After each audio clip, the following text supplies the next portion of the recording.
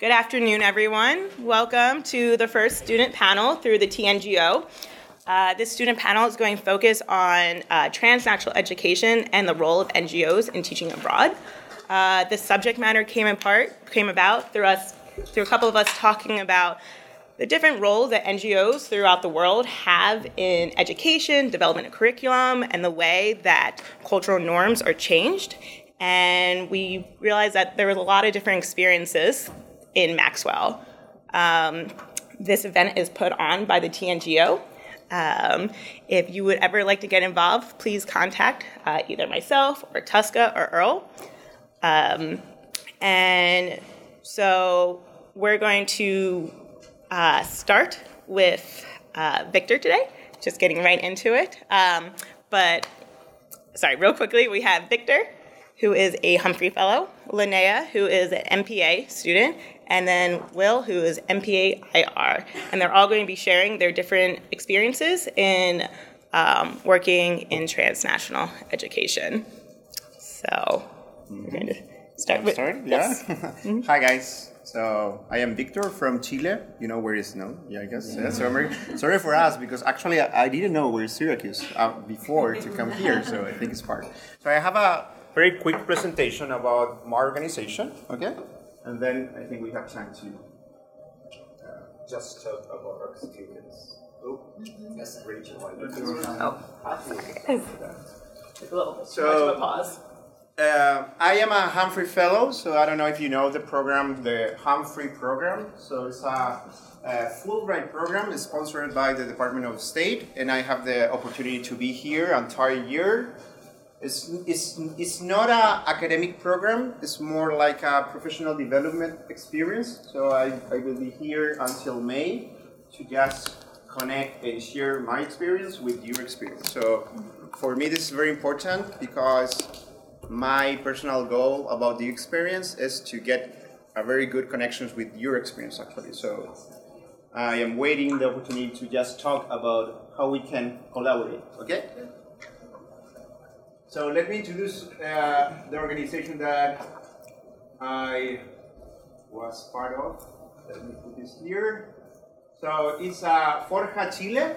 Forja actually you have the word in English is forge. You know where is forge? When you give form to the metals, no? So the forge. So we call Forja Chile because we believe that in this case students have the abilities, have the talent, and we need to develop that talent to improve their lives. So it's I think a medium kind of organization. We work with the last year with almost 1,000 students around Chile, and maybe 200 teachers also in different regions of Chile. Okay? What is our job? What is our offer? To develop social emotional skills. How? Offering training programs for principal, teachers, students in schools and let me say, I choose this word very specifically, abandoned schools, okay? I don't know if you know the reality in Chile, but after 25 years of democracy and trying to build this very, how can I say this, very controlled, very stable country, now we are asking what kind of citizenship we want to have and we want to develop in our schools. So our approach in Forja Chile is to, again, develop skills, social emotional skills. Okay? Why? Because again, we discover before, and let me say this, and like one of my colleagues in the panel, before to join Forja Chile, I worked like a teacher for 2 years in schools, teaching philosophy and language. And again, I discovered that the way that we can tackle, the way we can combat, the way that we can find the lack of opportunities, in this case, is improving social emotional skills. I don't know if you know social emotional skills or the concept. It's new for you. If you can tell me one social emotional skill, like example, one. Empathy. You got it. And like that, could be self-awareness, collaboration, and determination, okay? And let me show you the kind of skills that we try to develop in these kids and their teachers. Self-knowledge or self-awareness, empathy, collaboration, assertive communication, and determination, acting with purpose, okay? Why we do that and how we wake up or activate this potential, and maybe you are familiar with this theory that David calls learning circle, so you can define different experience, concrete experience, and then invite to the teachers or the students to reflect about why they live or what was their experience. Then invite them to have this abstract conceptualization about what kind of skills I improve or use in this experience, and then invite to active experimentation is how I can improve, how I can work with the skills that I have, okay? And in a different approach could be, so the experience, what was the experience? So what kind of, again, specific skills I need to have to use this in a more broad situation? And now what? How am I going to use this in my personal and professional life? And with my 2 minutes left, let me close with this question. So I think for all the organizations that you can find in Chile working in education, we have this mission now, so we cannot work alone because the problem is so big. And for this reason, I also co-founded with other social entrepreneurs this idea of community, of organizations that work in education, and we congregate 11 different organizations with this idea that together we can get a bigger impact and a bigger scale. Again, if we work together, because the problem is so complex. So let me invite you to this lunch to ask about why collaborate, why the NGOs in Chile or in the world, we need to collaborate to work this huge talent that is about education. And I have some questions. That's my invitation to this panel. Okay, that's it. Thanks so much.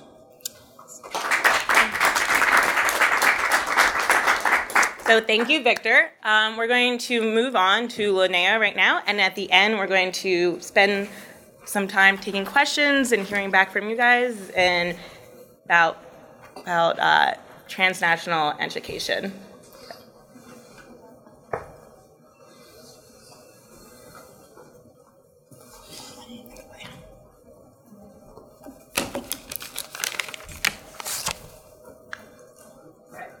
So I taught through Teach for America in Mississippi. So I'm going to talk a little bit about the relationship between Teach for America and the school districts. I'm going to start by just kind of setting the scene for kind of the context and the location, because I think that really matters to this work. I'm not actually sure how to mask my face. You know, Rachel?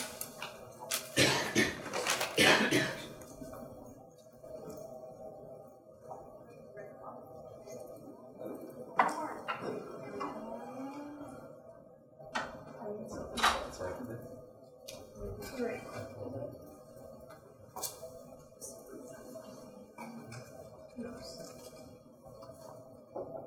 No.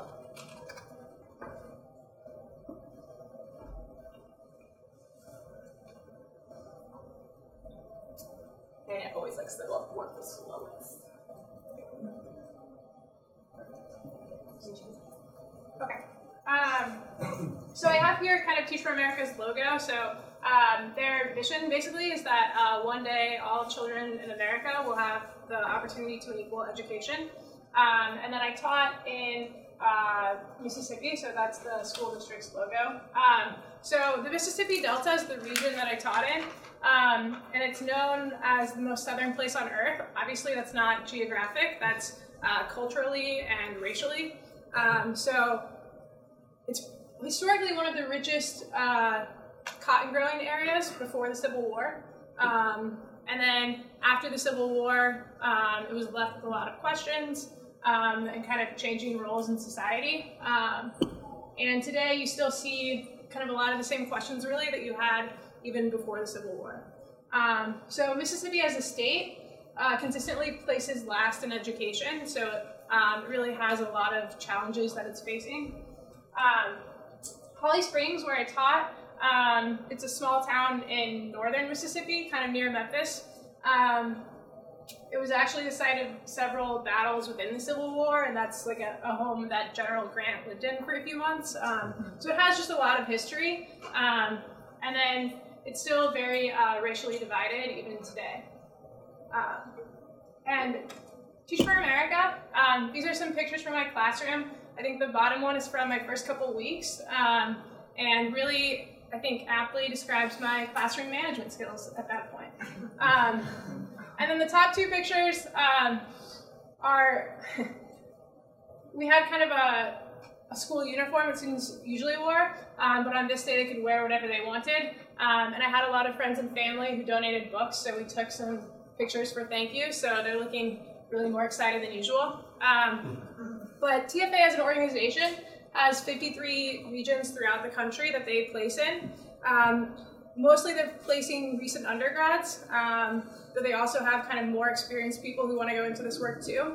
And they're placing you into a school district, and then you are directly employed by that school district. So that's kind of a lot of what I'm going to talk about is the relationship with school districts. So some issues that I think are important to keep in mind is just kind of the context that you're going into. So Teach for America as a nonprofit, it's working with school districts. In urban areas, they're sometimes displacing more experienced teachers, and this can kind of create some controversy. In rural areas, there's often kind of a shortage of teachers, and so it's a very different response where you're really needed in the classroom, and it's possible that those classrooms before you had either a long-term sub or really no adult in the room at all. So they're really embraced by the community, and they've been expanding in rural areas as a part of that. And I think that can also lead to some conflict going into it, where you have brand new teachers without a lot of experience working alongside kind of more experienced teachers. So I think a big thing to consider is just how do you earn respect as a brand new teacher?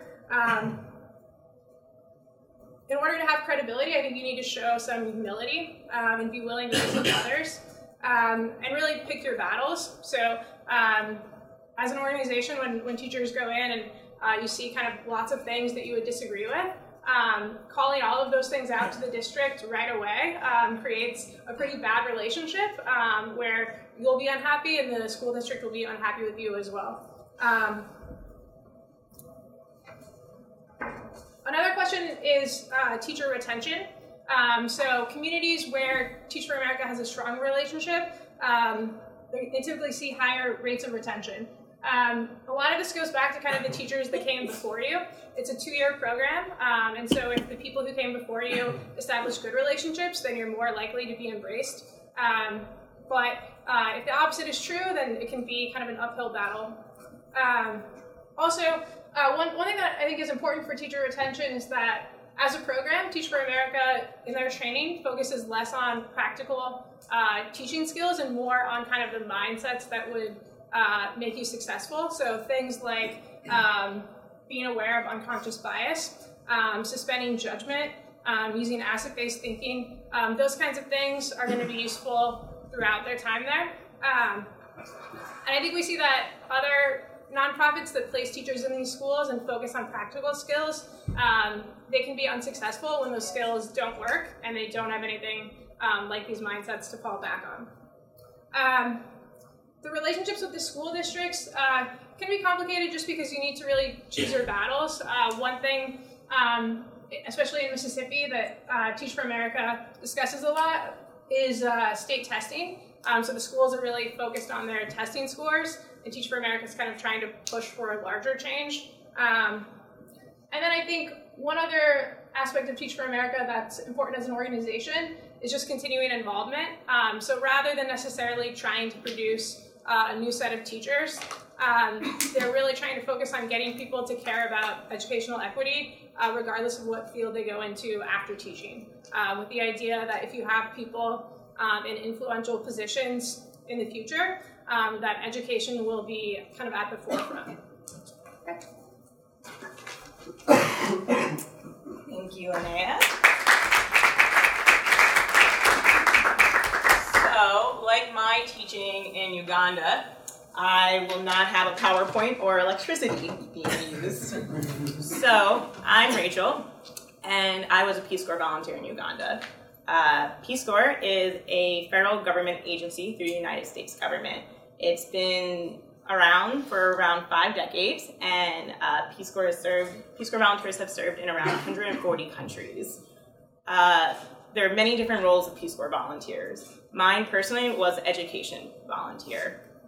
As an education volunteer, I was a primary teacher's college tutor, which is a lot of words that people don't really understand back here in America.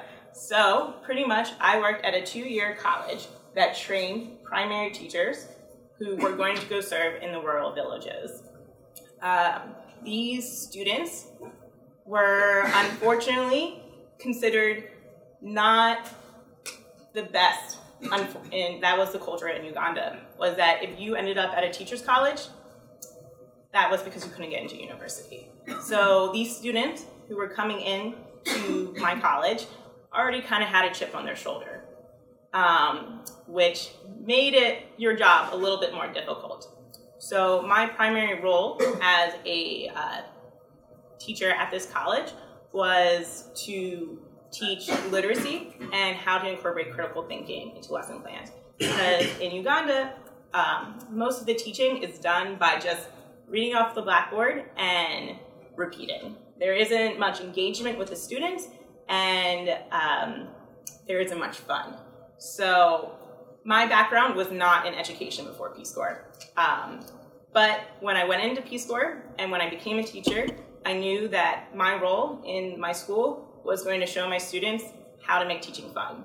Because, again, teaching was not considered fun, and which brings me to one of the hardest parts of my service, which was experiencing corporal punishment. Not on myself, as a Peace Corps volunteer, that did not happen, but witnessing it. The local primary schools, whenever you walk past them, you would hear it. It was happening, and it was devastating because you see your students and you see the effects that corporal punishments had on them. Because my students were older, I saw it. So I went in with the help of Peace Corps of trying to find solutions to find solutions outside of corporal punishment. And although Peace Corps is a federal government agency, one of the best things about Peace Corps is our work with local NGOs. And so I did not go into this situation on my own. I went in with help from local grassroots organizations that assisted me within my school to start changing the culture. Because the culture at the school with my students were that you use the cane. That's what it was. And so the main organization that I worked with was called Raising Voices. And Raising Voices was a grassroots organization in Uganda that was run by Ugandans, that trained Ugandans, and focused only on Uganda. And through my experiences as a Peace Corps volunteer, I really found that that was the most important part of a civil society NGO trying to work on the ground, was having the influence of Ugandans there, or the local people. Because as a white American standing in front of the classroom, it didn't really translate. But when I brought Ugandans in to show the different types of positive reinforcement systems outside of corporal punishment, there was change in attitudes. Raising Voices, which was the Uganda NGO, had hosted a workshop for Peace Corps volunteers where we all got to bring a counterpart with us. I brought my counterpart, Alice. Alice was not very into the idea of positive reinforcement systems. She would talk to me about corporal punishment, how students were never going to learn if they didn't have the cane, the fear. And I brought Alice as my counterpart. And we went through this 3-day workshop where Raising Voices were presenting these ideas, all by Ugandans. And we got back from the workshop, and she was the one who suggested to me, let's bring this back to our other teachers. Let's bring this back to our students.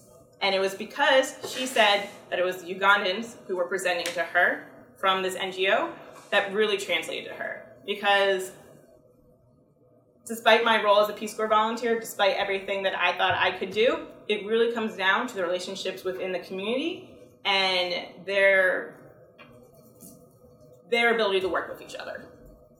So, yeah. Thank you. Our last person, Will.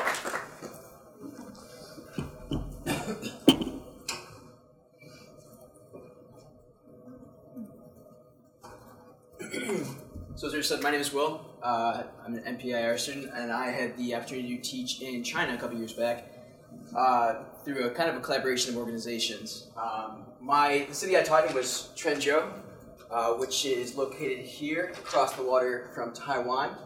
And I use this map for a specific reason because it kind of illustrates one of the issues that I had to work through when I was in China. And I was wondering if anybody knows, or by looking at this map, can see something that might stand out to us that might be a little weird. Frankie, you might know this. Taiwan is considered. Yes. So one of the focuses that I had to learn to adapt to when I was teaching in China was that Taiwan and Hong Kong were part of China, and that was not an issue that I could raise, nor something that I could potentially be have my visa revoked for. So it's something to be aware of. Little background. This guy does not look happy because he was not happy. Thank you, Walter. He decided to apply to China. Just quick little plug for ESL Cafe, which is where obviously prospective teachers or employers can look for resumes for people that want to teach in different countries. That's Vietnam, the Middle East, China. So the first part of the group that I started working for was the Aston English Company, which is a for-profit company that started in Dalian in 1996, and today it has over 90 different schools in 22 different provinces. Their focus is more on second and third tier cities. They don't really focus on, they're not in Beijing, Shanghai, Shenzhen, and I think Guangxi is the other top tier. They're focused more on the middle tier, which are the only 2 to 5 million people cities, obviously, to spread that. And they obviously bring you in for a training for a T-cert training to make sure that you're able to teach the skills necessary or that you get the skills necessary to teach your students the English that you're learning, that they're learning. And this is my teaching cohort when I was in Trenzhou. They collaborated with Balboa City School District, which is located in San Diego, California. It's a private school with the mission statement to provide a diverse educational environment that promotes high academic standards, cultivates creativity, and builds the social skills necessary for college, career, and civic life. And again, this is currently all of their international partners ranging across China. And I know they're currently working on schools in Turkey as well as Vietnam. So the way the collaboration works is that Aston had been teaching English for a long time in many different cities. Balboa is very focused on international students. So they thought, what's the best way to prepare these students that are learning English to make sure they can enter universities in America? Because China, obviously, I mean, America does have great universities, as we're here in one now. But the idea that if their children can go to American universities and get the American education, they can come back and achieve the jobs and lead the businesses of the families. And so the way they set it up is, it's not necessarily, I actually wasn't teaching English, which is a lot of people think when I say that I taught in China. I was teaching American history, American government, and I was teaching literature as well. These are the courses that were necessary for my students to be successful in college courses once they got to the liberal arts courses in their first years of college. The students would get dual diplomas, so they get an American high school diploma through Balboa, and they would also get a Chinese high school diploma, and that was a recommendation from us, the teachers, for them for their application process to the colleges. We also did cultural exchange. a lot of preparing our students for different things that they'll get to experience in America. So we had a Halloween party. They really enjoyed dressing up in different Halloween costumes. We celebrated all different holidays, Christmas as Hanukkah as to Ramadan, all of them. And where are they now? So this is actually two students of mine. I don't know if anybody knows these students. They're currently juniors here at Syracuse. I hadn't seen them since I taught them in China, and I saw them when I first got here, or when they started in August of this semester. Additional universities: University of Wisconsin-Madison, UC Berkeley, Art Institute Pittsburgh, West Virginia, and UCLA. And there's a whole host of other on the West Coast that a lot of my students applied to and got in as well. That's it.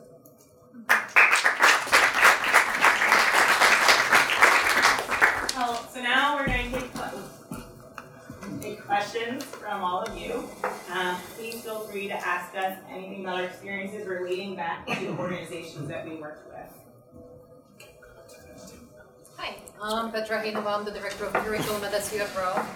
And these are wonderful, wonderful examples of what people can do in different parts of the world. And I'm wondering if we can generalize what is the role of non-governmental organizations in providing international and transnational education, and maybe also talk about what should be the role of these organizations.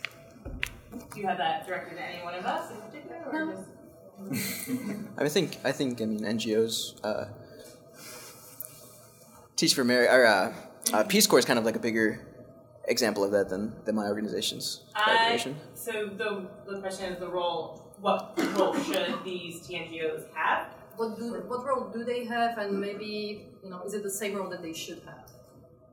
At least from my own personal experience, I felt that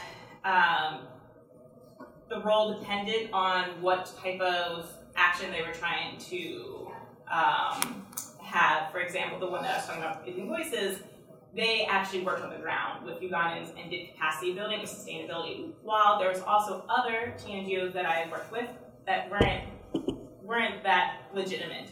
They unfortunately had some, for lack of a better word, shady practices that you weren't really exactly sure what was happening, which made it kind of made you not want to work with them, and made you doubt the role of these TNGOs and how much capacity they should have in the decisions that are made. So I think you're always going to get a good and you're going to get a bad, but I think the good does outweigh it, and I think they should continue remaining a role in the development process, because there's no way that a development worker coming from America can know what's happening on the ground. I think it's really, really the role of the people who have lived there their whole lives, that they're from there. They're the only ones who are actually going to be able to know how to run these projects and hopefully run ourselves out of business. So maybe I can follow up and ask the panel to probe a little more. Because Rachel, you brought it up very helpfully about credibility, right? And I think it's part of what you were asking for, not all of what you asked for. So maybe the other panelists, can you talk a little bit, and some of you did not work for NGOs, you worked for government-funded, or these government programs, but let's just assume that for now. What in the education sector and in the transnational education sector makes for credibility when NGOs offer it? What makes for credibility? You talked about local legitimacy, but you also said shady practices. Do you want to unpack that a bit more? But I also like to hear the others' perspective. I think transparency is very important. Showing where the money's going, being very upfront about what programs are being run and who's funding them. I think that adds a legitimacy to the different programs. And I think in the part of, when you are creating a program, when you are designing, the part of the design of that program, you need to work so close with the community. I think this is the most important thing. Like in our case, we try to spend, so the 100 of time that we put in a program, close to 30, 35, just in the design the program with the community. Because finally, the impact is going to be through the community and how the community, integrate in our case, the skills or the kind of program that we try to offer them. So starting point for us is how much time we invest or spend trying to design the program in a more collaboration way.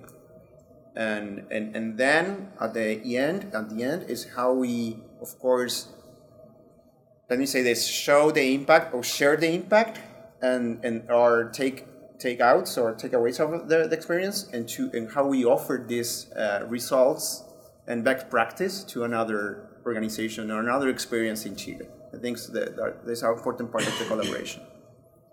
I want to piggyback off those points a little bit, and it's actually really this question is really pertinent because I just did a paper about effectiveness of NGOs, and especially in China, very closed borders for a long time, just starting opening up in the past decade or so.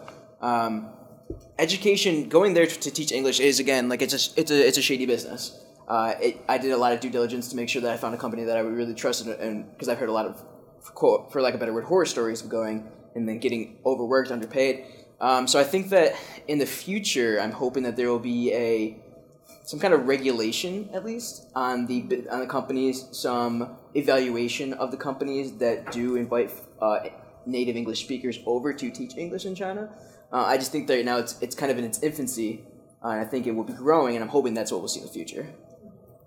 I would just add to the credibility question. I think, so Teach for America places people from throughout the country in all of these different regions, and I think one valid criticism is that they're not necessarily placing people from the community within schools. That would be ideal, and I think we pushed towards more of that, but that's just not what the applicant pool looks like. But I think there's no question that teachers are more impactful when you look like your students. So even teachers who can be very successful, there's kind of a connection that you can never quite have. So, for example, I was always the only white person in the room, and that just creates a lot of challenges that you have to work through, whereas teachers that did look more like the community, they were able to have kind of instant credibility. My question is for all of you, and it's regarding cultural competency in gaining trust in the populations you're working with, whether it's a foreigner going to a different country or a person from a different socioeconomic background working with populations, such as the case in Mississippi or even Chile.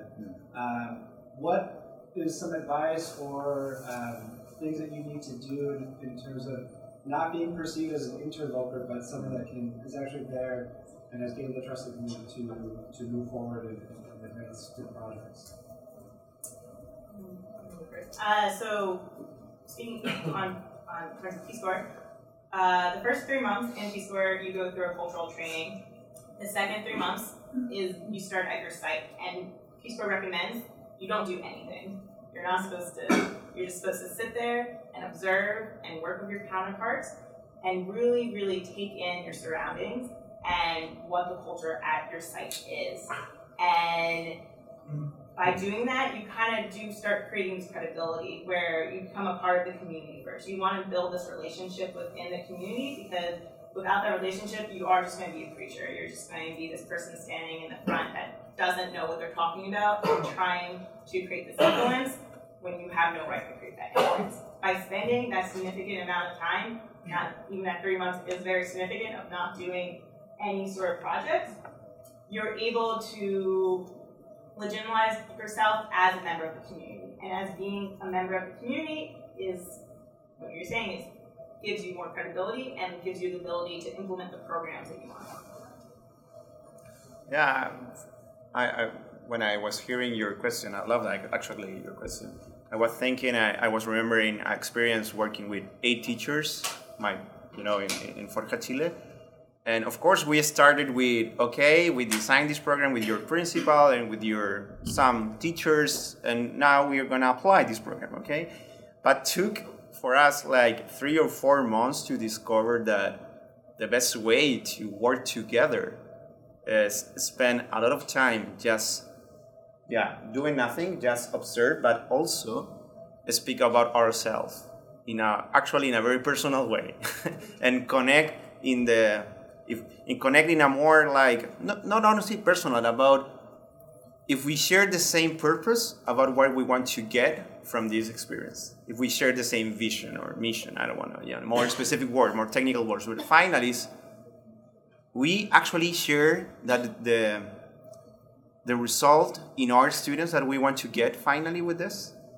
And to have that kind of conversation, we needed to start with, that's who I am, I work in this, and let me say, and one episode, I was in the process to get married, okay, and to define all the details about the wedding, and the teachers were so eager to hear about it, because it's a part of me that actually I am human, and I have also things I wanted, and actually they also wanted to hear about my concern about the project, and when we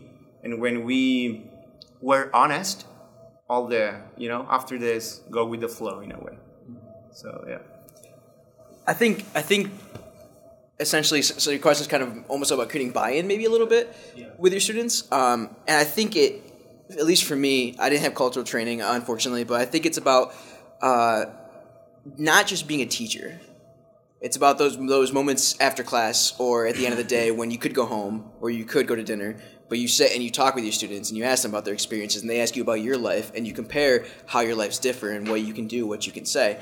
And I think that's a big way to create the buy-in with the community is just make sure you make those connections that Victor was talking about as well.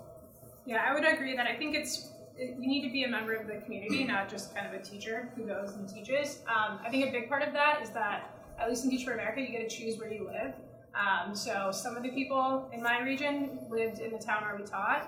Other people lived in a city that was about 30 minutes out, because it's a lot nicer. But then they became commuters, and they didn't really stay for anything in the town. So I think even just like going to your student sporting events, the church in the South is kind of a big part of everyone's life. So I think showing up at local churches, that shows that you care about the community in general. And then I think also just kind of building relationships with the veteran teachers that the students are used to. That gives you some legitimacy, that you have kind of allies on board who think that you're doing good work.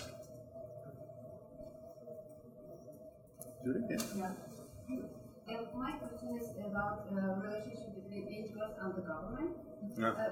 You look at local level, at grassroots level, but if you want to enact a change, probably it's better to go after more structural changes. So how were your relationship on the local and maybe on the state level with Ministry of Education or with the other department that is overseeing the education? Probably this question will relate to Uganda and Chile. Yeah. So I think we need to act in not alone, like you need to build like a group, like a association or like a cooperative to show you like in another dimension and just make some noise about what kind of things you want to do in a different ways. Here in America it's about advocacy. In my country is, of course, take advantage of that kind of relationship that we have with some people in a power position and push the conversation and trying to influence in that level. And let me say this, I think our next step, like this community of social entrepreneurs working in education, is, of course, have some representation in some power level. Like, why not in the Congress? Or we need to also move to that level and not be afraid or scary about that. And we need to take back the policy level and not be shy or ashamed to be like a politician. Why not? But if we share the same values and we have the connections, why not? I sound so caudillo from South America, but it's and how we can take this experience working with the communities and move to another level. I think it's up to us.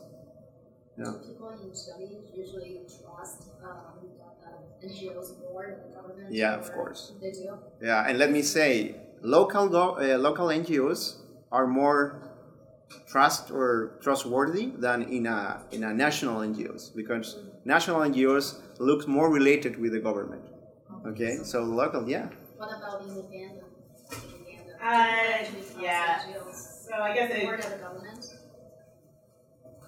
Definitely. I guess an example for me was one of the projects I did was run a local language spelling bee in my community. And at first, when we were trying to get permits through the local government to run through the different schools, there were multiple instances where I was asked for bribes and having to jump through a bunch of hoops that you wouldn't think what you have to do, to the point that my counterpart and I started working with a local NGO to implement the local spelling bee because it just got too difficult to run through the local government because we were trying to do this with no money and it was requiring a lot more money than we thought it was going to be by doing it with the local government. That's interesting. Because I know in China, people really don't trust NGOs anymore. Yeah. They trust government more. Yes, I wanted to ask, regarding this work, because I have experience in the executive branch, I'm Peruvian. So it's like to implement and make sustainable changes, it's needed, or sometimes we are just to advise or suggest that the good practices should be submitted to the Ministry of like the related ministry. In this case, it would be the Ministry of Education, so that they can make apply these measures again. So, have you had that kind of experience, like giving all this feedback to the ministry or somebody in an executive branch, so that they can maybe insert these good practices into public policies? I think that's a really good point. Is at least for myself, you see these things happening, and it's frustrating because you want to know where do you go from here. And unfortunately, our role, for my role as a Peace Corps volunteer, we weren't really allowed to go anywhere from there. But that's actually kind of why I'm here now in Syracuse, is to work towards how to still continue building this capacity, but still reform these lower levels of government. No, yeah, of course, we have that kind of conversation. And in a more technical aspect, like I have these recommendations, that I get from this experience, and we try to apply in more, national level. But let me say also, and I think we have the same kind of issues, Peru and Chile, very good friends and neighbors. And so I think for our countries it's so important also to have this civil society stronger and have these NGOs, because we have the power to work more locally or more close to the local problems than the Ministry of Education, for example. So I really believe that public sector, private sector, and civil society, each one has a role. And I think we need to move to build this space of collaboration and shared practice. Okay, so yeah, I was saying that we need to move to that level. Why not to the public sector? But we need to keep the civil society strong, and our governments need to, why not, put more money to that, because we are more close, we are faster, and let me say, we are more efficient, working with the local levels. Okay, and the reason why is because the way that we structure our government is pretty different from the United States. So maybe we have two levels. We have the national level, maybe the regional, but it's not strong, and the local level. So. Well, my question was more referred to you if you have a good experience or share this, because what you say is very important, intercooperation between entities. Each role is very important for to help with a country's situation in a related subject, but then it's also important that whoever does a good job in its place and playing its role, you have to share it. If you get to share it, then you will help to make this good practice sustainable. A recently good practice I was thinking was the discussion about the teacher career, the teacher national career in Chile. I think a lot of the things that you can find in the new law, in the new reform, came from NGOs and the discussion in that level. But perfection or continuous learning, of course, is not perfect. Of course, you have a lot of political interest, especially with the teaching preparation. But of course, you can see that. You can see that traits. So we're happy in a way for that. Thanks everybody for the presentation. I have two questions.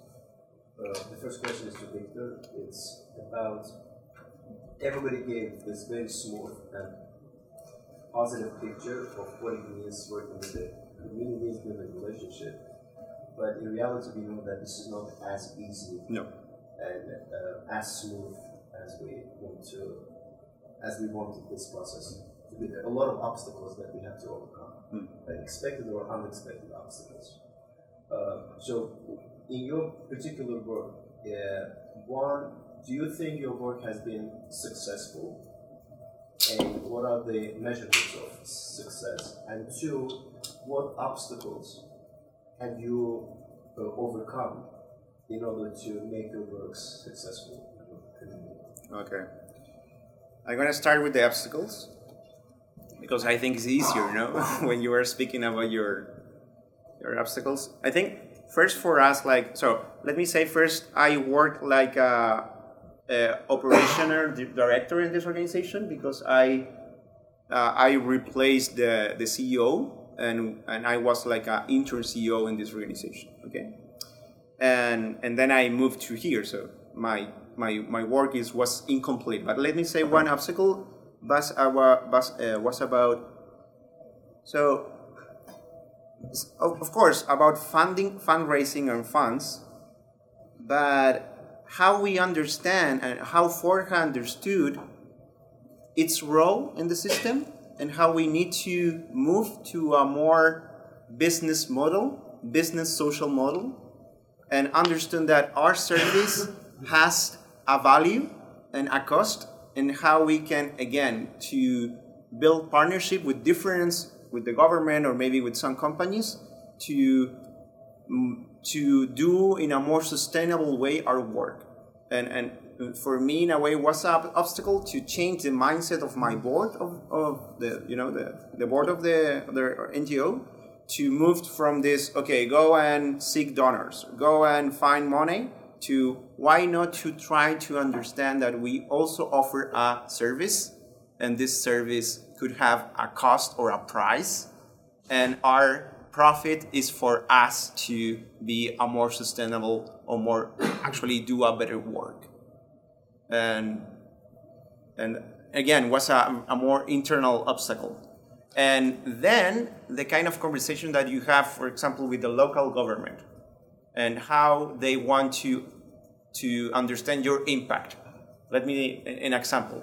So the mayor wants for the kids that work with us to do something very spectacular to show that the kid had some impact. So came and bring the newspapers and do something spectacular to show that, oh, okay, your work is working and the money that I spend in you is working. And that kind of conversation about, okay, but what kind of impact we want to have in the classroom, that's for us. I don't know if I express myself. And I prefer talking about our success. I prefer talking more about proof points. So I know that for NGOs, it's a very struggling thing to have these impact indicators and how you're going to have your proof that you are working and your work has results.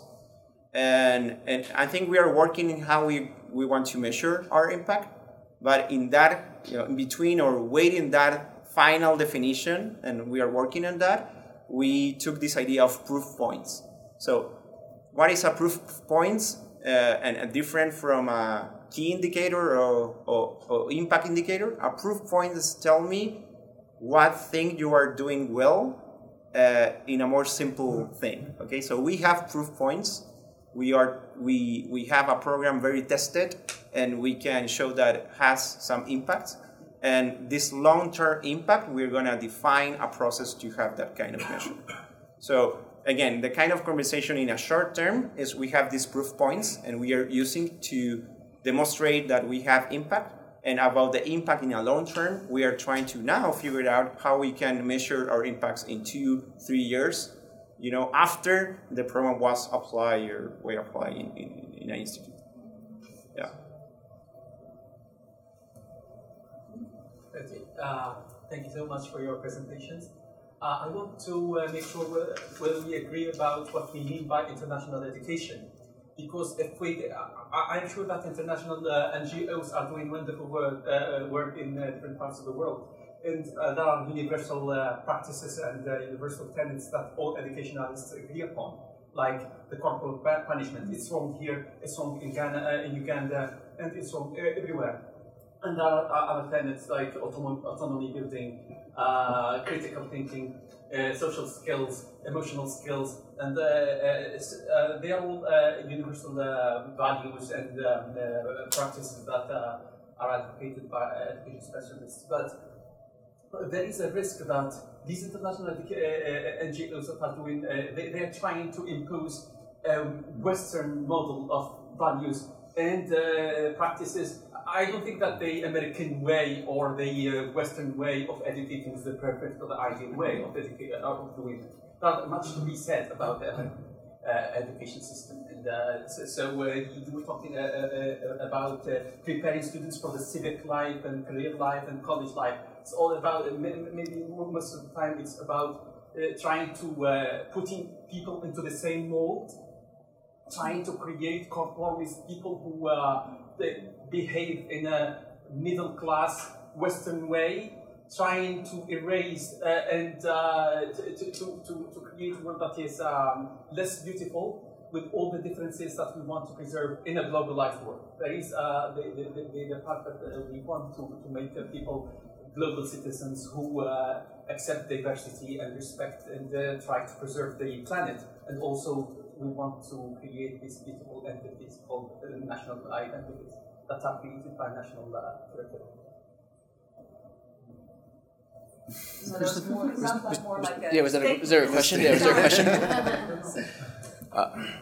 I mean, I would say I think you're absolutely right. At least for in the China perspective, the collaboration that I was a part of was trying to get these students ready for like a college life, and I think that because it doesn't necessarily go from an NGO grassroots level, what I was working with, I don't think there's much control over like allowing the people of like the grassroots to embed their values into the system that was being put in place.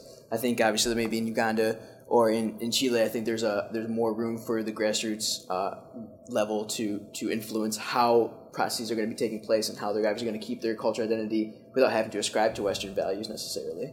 I think that might be a cop-out answer for me on China, but again, I think it's part of the progress that China is taking in their NGO, because again, NGOs are there's not many in China still. There's more than there was 10 years ago, but not nearly as many as the rest of the world. So. I guess it is a tough question, or tough concept, at least it's something that I've struggled with a lot, is where does my influence as a Westerner start impeding on the sovereignty of these countries that I would want to work in, and where's the balance between influencing with Western values and respecting local culture? And at least for myself, I don't think there is a direct answer to that, and I think it does come back down to, at least personally for me, working with grassroots organization, working with people who are from that country, and finding the balance between Western, I guess, ideologies and local culture. Because I think there are things, I agree that you don't have the right answers here, and it is finding that balance. It is something that I struggle with a lot. I also want to say that I think that in the process of improving the situations for the individuals we're working with, as long as we keep the goal that we do want to pay attention to the cultural sensitivities of the people that we're working with, that we can do good work and continue doing the work that we're doing. We just have to keep the cultural sensitivities as part of it. And so I think it's an evolutionary process. I don't think it's going to be a perfect process ever necessarily if we're trying to come from a Western-based organization in helping out in a culture that's not similar to ours. I don't think it's going to always be perfect. I think it's an evolving process. Yeah, I would just add, I think I really agree with what you said. I think that the question of corporal punishment is actually very complicated. So in Mississippi, it's one of the few states that allows and actively practices corporal punishment. And it's easy to be kind of shocked and appalled by that, but that's not the response from people within the community. So I think parents are allowed to sign a waiver. Most don't. So I think you have to kind of be aware of the context that might be similar to what they're experiencing at home, and it's not that different to them. I think the tactic that we kind of took was, if you have a better managed classroom, you'll have less of that, rather than saying that this just shouldn't happen. I think it's also a really complicated issue because when a student misbehaves in your classroom and you're given kind of a write-up slip, you have that option, or you have suspending them, which then they keep track of, and if you get so many suspensions, this is kind of what feeds into the so-called pipeline to prison. So in that context, choosing that option would actually keep the student in the classroom. I mean, I'm personally against it, I think mostly because it's ineffective. It doesn't change behavior, but I think it's important to recognize that you still need to be aware of kind of the context within which it's happening. I actually really like, Linnea, how when you were talking about coming into a situation and maybe you have some suggestions in mind, but you can keep yourself and sit in the community, and then you make sure you have a relationship before you present those concerns. So what were some assumptions throughout your experiences that were maybe changed, or where were you guys surprised about the actual culture, and what strengths maybe surpassed the teaching methodology that you were trying to give to the community?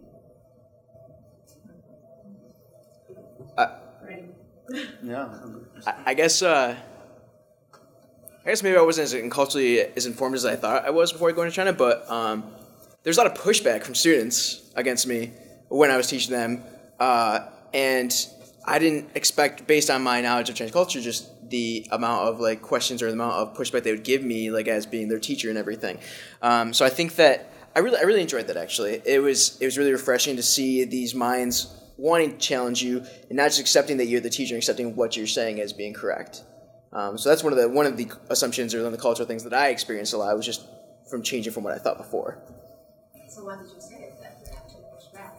I mean, I'll talk to you after class.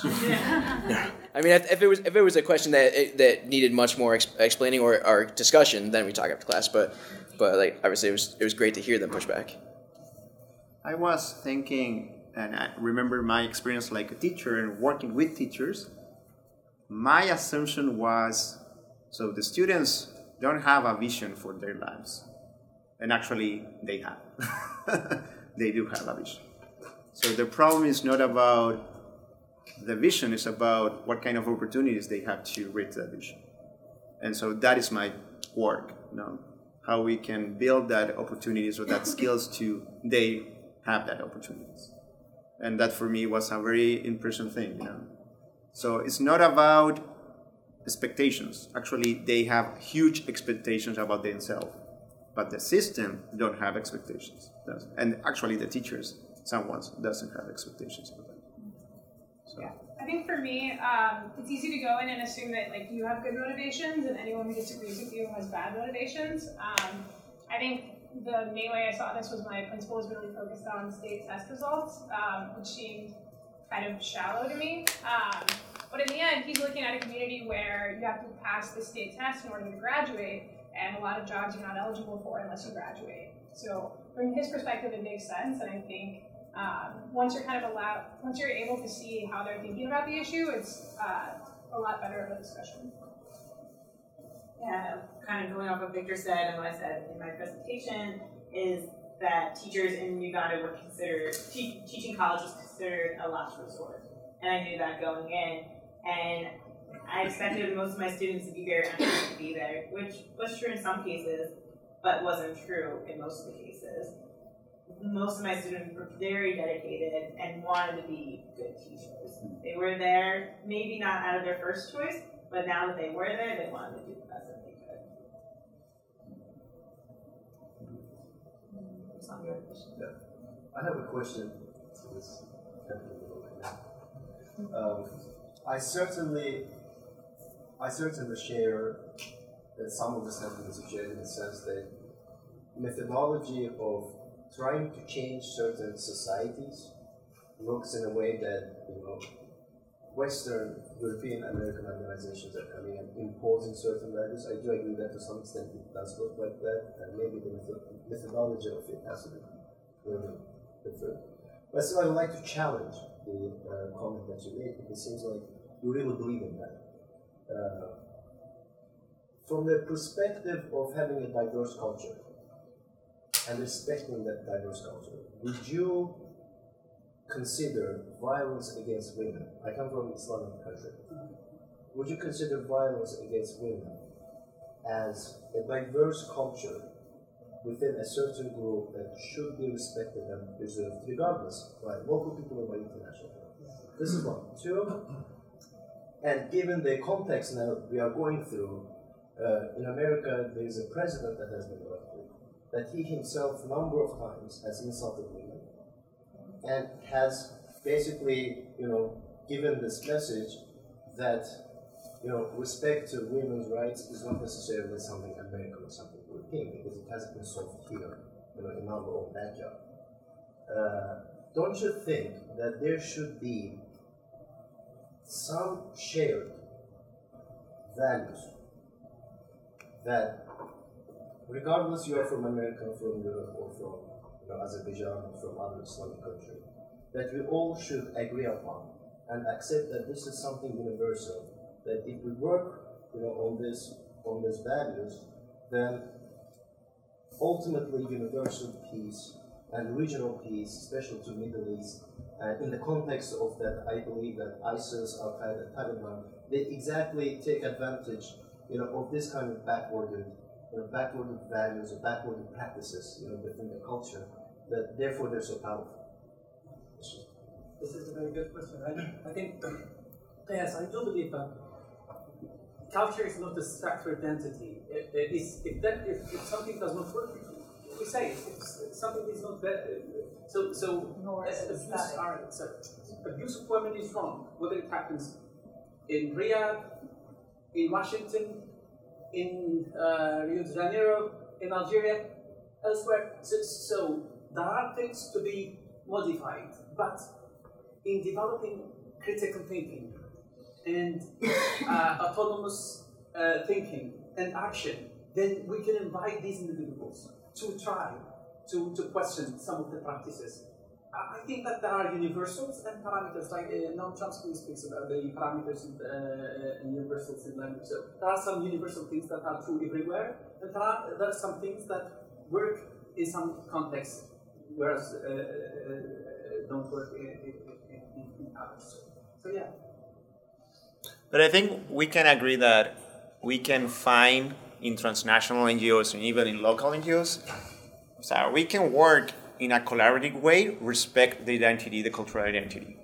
Okay, and I was thinking, for example, of course, individualism could be a thing that is different for my country, for example, or the value of the family, But if I take, for example, a program and just apply with no adjustment, of course, it's not the way that we need to do the things. So it's a question of methodology. Yeah, actually. You impose and things that you bring them to debate, you bring them to the table, and you talk about it. Let me say, and again, I think if we want to bring our methodology and again apply to a specific reality, we need to spend a lot of time to just discussing and redesigning and prove it.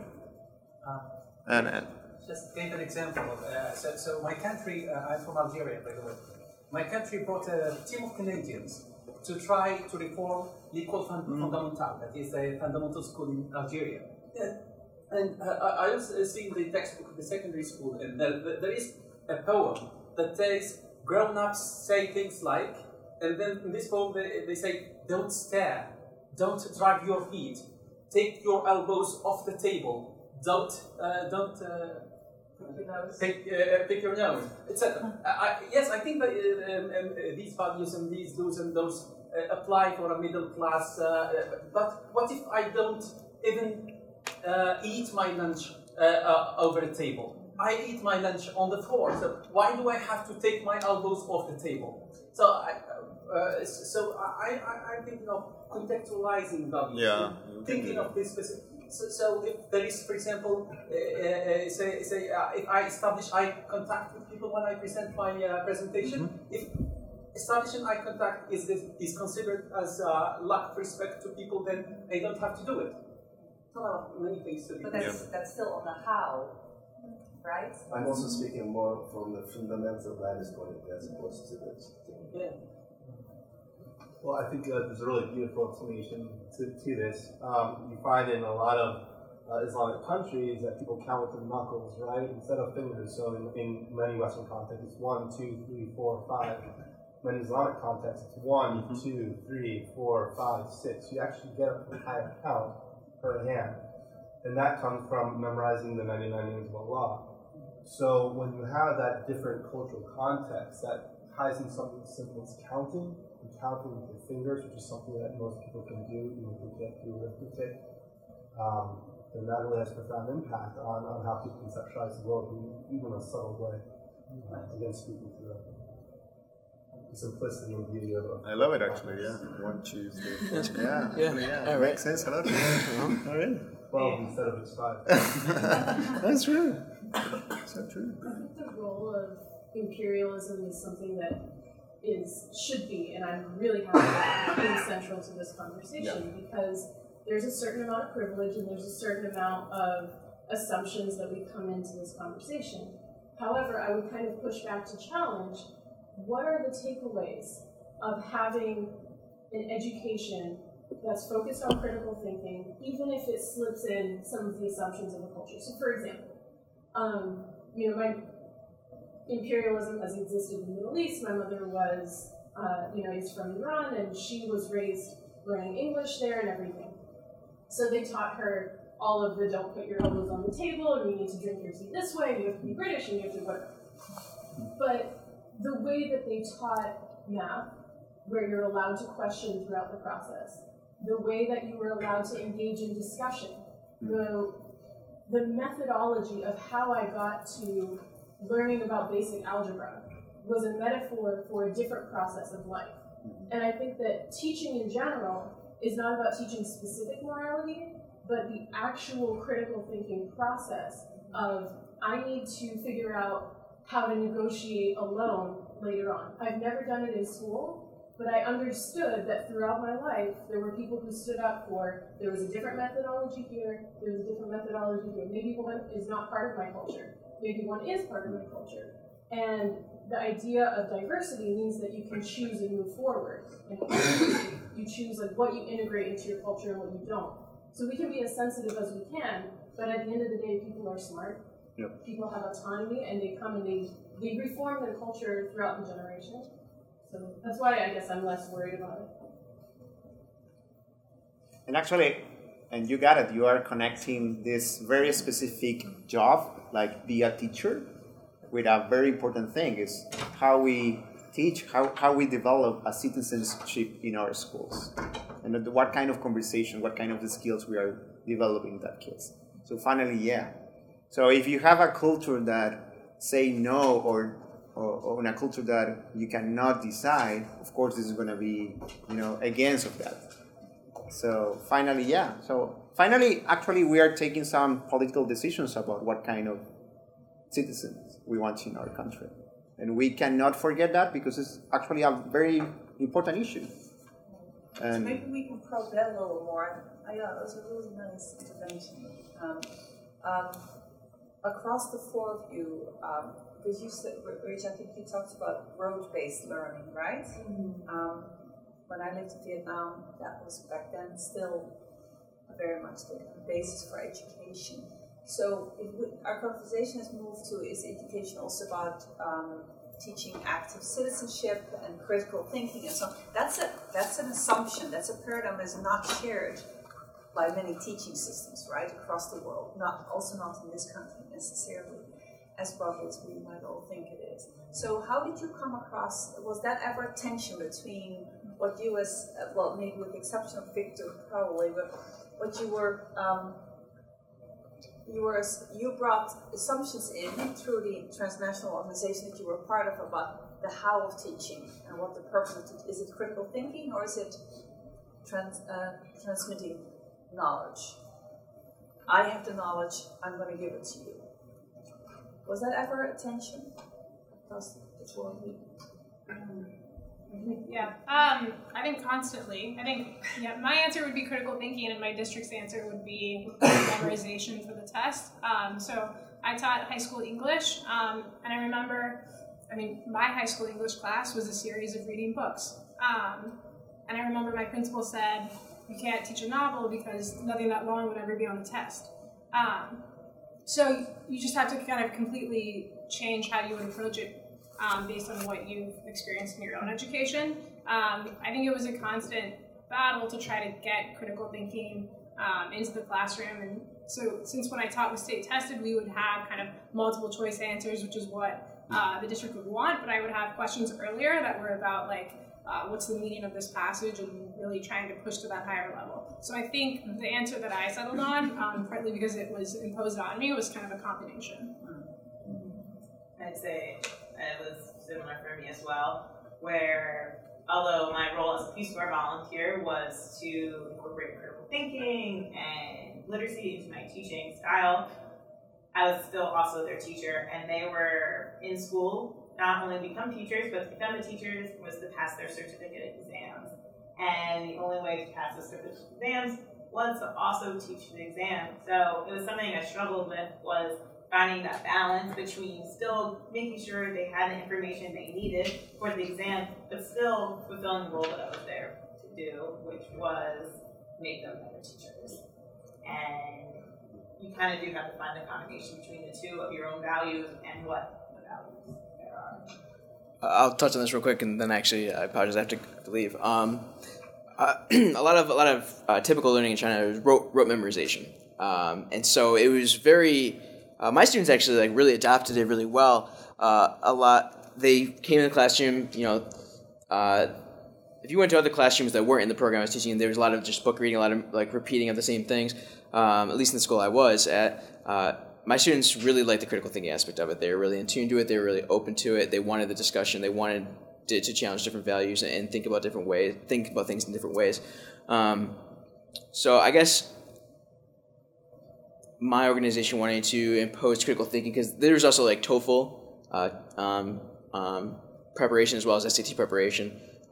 Really blended well with what my students wanted out of their education, what they wanted to gain. So I think that, luckily for me, my organization's principles based on the education values and what it instilled kind of aligned with the students I was working with. I think maybe we wrap up there. Thank you, everyone. Thank you, your